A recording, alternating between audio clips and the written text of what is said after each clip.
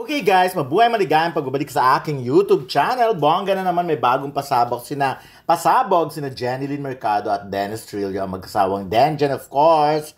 Ang sanggang dikit ng GMA7. Ito nga yung sabi nga, get ready for an adrenaline rush as GMA Network kicks things into high gear with its newest action light drama series, Sanggang Dikit FR. Yun talaga, Sanggang Dikit FR. Kala mo parang fast relief na parang alaksan. Pero talaga, Sanggang Dikit for real. Yung gana, a gripping new series packed with suspense and heart-stopping twist that blends with a healthy dose of humor and witty banters, premiering this June 23 on GMA Prime. So, pang prime time nga ito. But anyways, siyempre naman talagang prime time naman talaga ang kasikatan at kahusayan nila Dennis at Jenilyn, di ba? So, anyways, so klarong-klaro na, although alam naman natin lahat na talagang wala namang mangyayaring paglipat noon from GMA to ABS or kapamilya si Jenilyn, di ba? So, ayan, kanina yung ginawa yung press con sa Studio 6 ng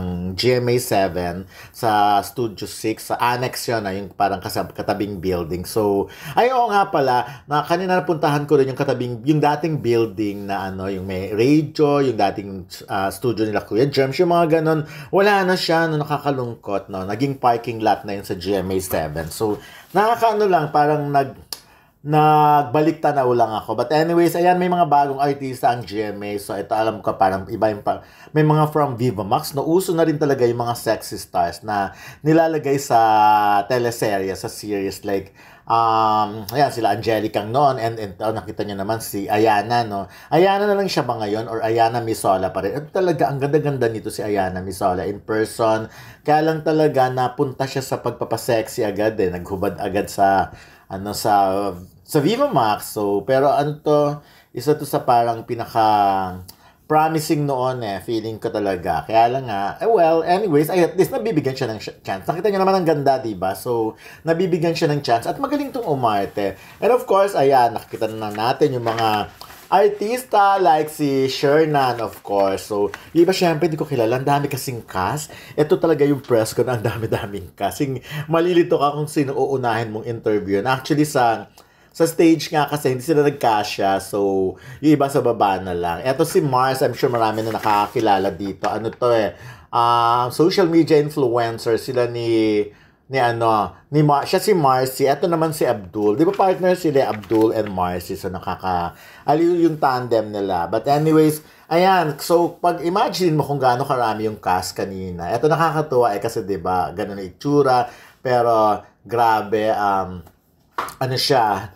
mas maharot pa pag gusto niya magharot. Eto may mga bagong faces, may mga bagong muka, sa GMA na talagang promising maayusan lang ng konti, mapackage lang na ang gagwapo ang gaganda ng mga mukha at sana magagaling umarte, no? So, ako tama naman yon, mabigyan ng chance yung mga iba pang artista, yung mga nagbabalak. Sa panahon yan, although ang dami artista, pero talagang kailangan pa rin natin. At isa pa to na talagang nangangarap din, of course, na mabigyan ng mas malalaki pang opportunity sa showbiz. But anyways, ayun nga, si Jenilyn ay gumaganap bilang si Roberta Bobby Enriquez, bubbly yet highly competitive policewoman.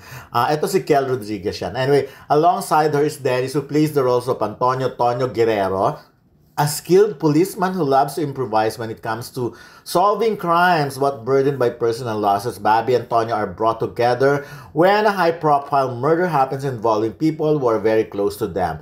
Will the case be closed while solving it apart, or will their body cop relationship help them heal from their past? Ayan, isa nga ito sa mga cutie-cutie rin, no, na kailangan din supportan. Yan sila Matthew Uy.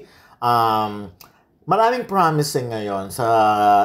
Actually, natutuwa ako pag may mga newcomer. Pero syempre, sa showbiz kasi, aside from yung galing mo, swerte yan din talaga. Katulad dito si Seb Pajarillo. At actually, na-meet na namin ito last year pa, parang during the Christmas party at yan. So, ngayon, acting na siya. So, diba? So, kanya-kanyang field. And sometimes, medyo mabagal ang pag-unlad ng career. Pero pag humirit naman, ayun na, katulad ni David Licauco noon, di ba? Medyo matagal na siya, pero nung nabigyan ng chance, nagkaroon ng Barbie Fortesa, biglang boom! Ayan. Of course, ito si John Vic Guzman, na kilalang athlete, volleyball player, national team yan natin sa volleyball. So now, ayan, nag-showbiz din talaga siya. Pakarami ng teleserye nitong nagawa, no? So eto kasi parang yung grupo na to, grupo rin ng Abot Kamay na Pangarap ng kila Carmina noon. So ito si Zonya Mejia, alam mo, may pagkaano to Zainab Harake in person. Sabi ko nga, medyo siya. Pero bata pa siya, no? Pero matangkad, malaking babae to at sexy rin. At ramdam mong bata pa. Sabi ko, medyo magkakaroon to ng future, kahit siguro sa mga beauty pageant. Ito rin si Shanti. Ito si Shanti, di ba? K-pop noon. Pero ngayon, mas marami rin siyang ginagawa na teleserye sa GMA7. Ayan si Shanti. Sana mabigyan pa ng ng chance talaga siya kasi naniniwala naman ako. Ito medyo Beauty Queen material. So, si Shanti Videla. Sana, ayan si Marina Benipayo. I'm sorry, nakita niyo naman siguro isa kong vlog. Isang kong video about her and Ricardo Cepeda. Just ko napaiyak ko siya doon. So, but anyways, nag-apologize naman ako sa kanya. So, pero nung in-interview ko na siya uli, medyo okay na, naikikwento niya na. Siyempre, alam naman natin nangyari kay Ricardo Cepeda. Of course, si Sam Pinto, si Neneng B. Yan, she's back. Again, parang team uli ito ng Abot Kamay na Pangarap. Kaya sabi nga ni Sam, talagang masaya siya sa team na to kasi dahil ba lumabas din naman si Sam sa Abot Kamay, hindi lang niya ang naging part. Pero syempre, dahil sa dami ng character doon. Ito rin si Alan Dizon, alam naman natin na Abot Kamay na Pangarap din ng nito. So, bongga, di ba? Pag nagustuhan talaga ng production, ang attitude mo, ang acting mo, talagang kukunin at kukunin ka. Yan ang sinasabi ko noon na kailangan talaga sa showbiz, marunong ka makisama, hindi lang sa kapwa-artista mo, pati sa mga production, sa mga lalaki, maliliit. Ayun. So, ito of course, veteran actors na si Roy Vinson na may mga anak na rin artista ngayon. So, mga sumisikat na rin yung mga anak niya. No? Anyways, dugong artista naman at gwapo naman talaga si Roy, lalo nung kabataan. Kaya hindi na ako nagtataka na yung mga anak niya ubod din ang gwapo. Of course, si Altan Tay. So, si Altan Tay, no, sabi niya nga, first time niya ito halos na nag-a-action siya. Kasi karamihan daw talaga ng mga bibigay sa kanya yung parang boy next door. Totoo naman yung kabataan niya, di ba? Parang mga boy next. So, eto of course, the one and only Miss Novaville. Si Miss Novaville yan, dire-diretso. Nakakaaliw ang kanyang pagdating. Oops, pinigilan siya at pinabalik siya dahil nga naman hindi siya huminto. So, kailangan siya, meron kasi siyang, may mark kasi dyan yung ex. Kailangan mo tumayo dyan for the photo op. So, hindi niya alam. Nagulat siya nung nakita niya yung mga photographer and of course, mga press, vloggers na nandiyan nakatutok sa kanya. Ayan. So, aliw na aliw ako kay Miss Nova kasi one question ang haba ng sagot. So, pero sinasabi niya nagkaka-Alzheimer na raw siya. Meron na siyang mga nakakalimutan. So, pati very funny.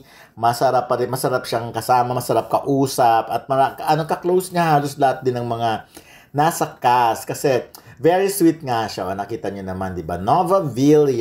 So, ilan siya sa mga veterana talaga na iniingat-ingatan natin na dapat kailangan nating tignan mo, di ba? Ayaw niya pang umalis. Ang haba ng niya dyan. So, anyways, ayan. So, ako naniniwala ako na mas marami pang, ito si Juancho Trebino na mas maraming matutuwa dito sa serye na ito. Kasi, iba ang character nila Dennis at at Jenny Lynn talagang action but at the same time parang may pagka-rom-com, may pagka-drama and of course, ang maganda dito yung tandem nila kasi nga alam naman natin in real life ay magjowa talaga sila. So ano ba sila sa likod ng camera at ano sila sa harap ng camera. So base sa teaser kasi natutuwa ako, napakaganda na. So again, I hope maraming manood nitong itong Sanggang Dikit FR. At by the way, may isa pa akong vlog about Jenny Lynn and Dennis kasi may mga questions sa kanila like kung hindi ba sila nagkakasawaan sa bahay, magkasama na siya sa trabaho, magkasama pa rin. Of course, ang paandar pa rin ni Joris Gamboa na life of the party again and again. Sabi nga, actually, I'm sure napanood niyo na yung interview na talagang kinukulit namin siya about Kat Den, kina Catherine Bernardo and Alden Richards. Una, pero medyo nahuhuli na ba? Biglang kumakambyo di ba? Anyways, ayan, malapit na to, June 23, nasa GMA Primetime, kaya panalo, Sanggang Dikit, panoorin nyo to siguro, di ba, pa-under pa rin. Kaya bongga, thank you.